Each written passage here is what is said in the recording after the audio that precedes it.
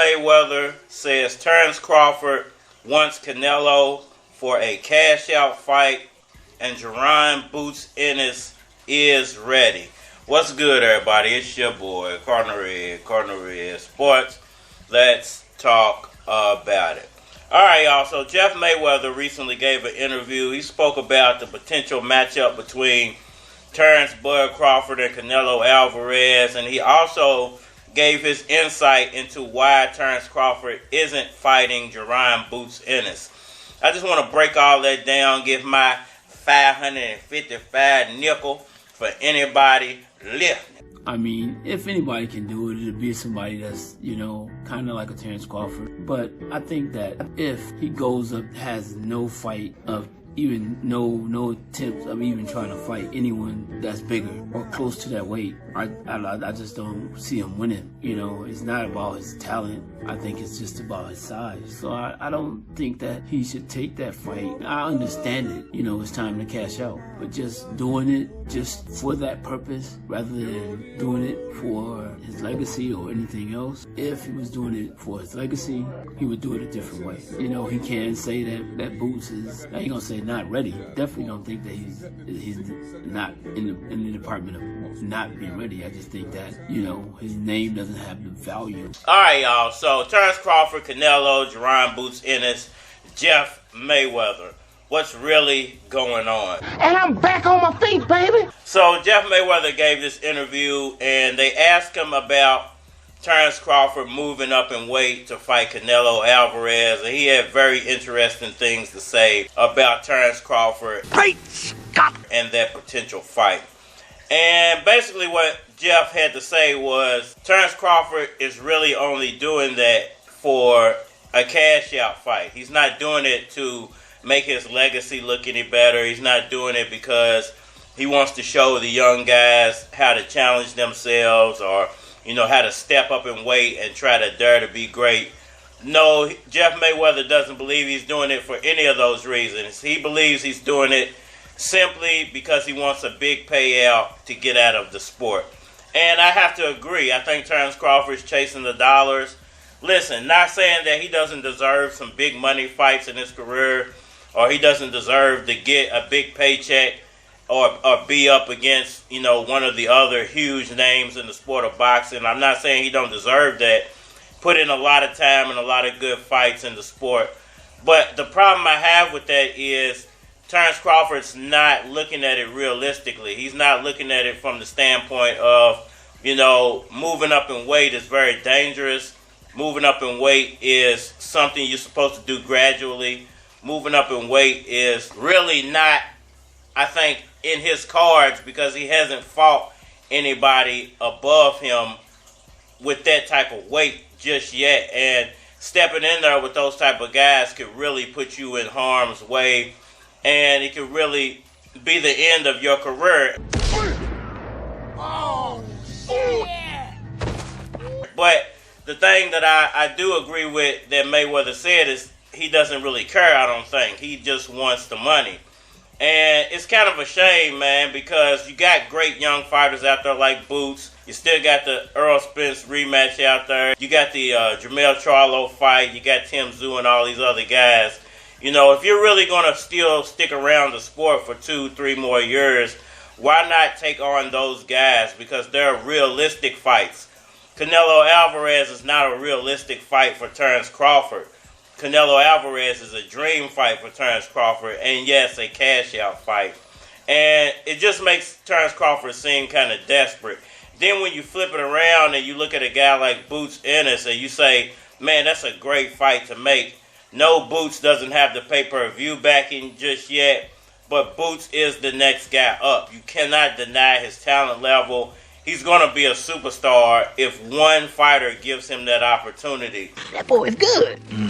Good and terrible. Now, I'm pretty sure Terence Crawford doesn't want to be the guy to get knocked on his face to put Boots into superstardom. But when it comes to boxing, the best have to fight the best for this sport to survive. This sport's not going to survive if the best fighters out there are fighting the David Evansians of the world all the time. And people are going to start and keep trashing the sport for that. Listen, this is what I want to know from Terence Crawford fans who keep saying Boots isn't ready. Was David Evasion ready to fight Terence Crawford? David Evasion wasn't within 5 ranking points in the sport of boxing of Terence Crawford, but Boots is a title holder now. So if Terence Crawford's 1A, he's a top dog, Boots Ennis is 1B, whether he sold 1 pay-per-view or 1 billion pay-per-views. It doesn't matter. David Evasion wasn't within 5 ranking points of Terence Crawford, but Boots is right next to him. So for anybody saying that Boots isn't ready, you're just lying to yourself. Baby, turn this shit off. Boots is more than ready and more than willing to challenge himself and Terence Crawford. And the thing about bringing a new guy up is Boots don't come from a small city. He's from Philly. People are going to tune in for that fight. Philly's going to tune in like Texas tunes in, like Nebraska tunes in for Terence Crawford. People will tune in when their guy is up next. So quit saying that Boots isn't ready, because Boots is way more than ready, and way more than ready than David Evasion was. So we got to stop with that narrative. Boots is the next guy up. Now, I don't blame Terence Crawford not wanting to be the guy who gets beat to death for Boots to become a superstar. But at some point, you're going to have to fight some credible competition.